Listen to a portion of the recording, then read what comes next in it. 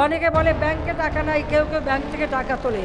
ব্যাংকে টাকা তুলে ঘরে রাখলে তো চোরে নিয়ে যাবে, চোরের জন্য সুযোগ করে দেওয়া।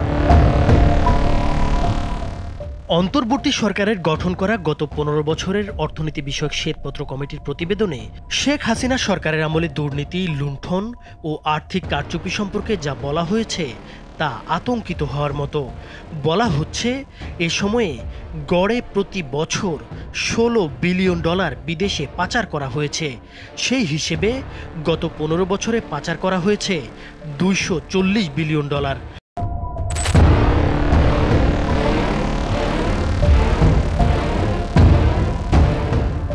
আমি দেখি কেউ কেউ রিজার্ভ নিয়ে কথা বলে, রিজার্ভের কোনো সমস্যা নাই। অনেকে বলে ব্যাংকে টাকা নাই, কেউ কেউ ব্যাংক থেকে টাকা তোলে।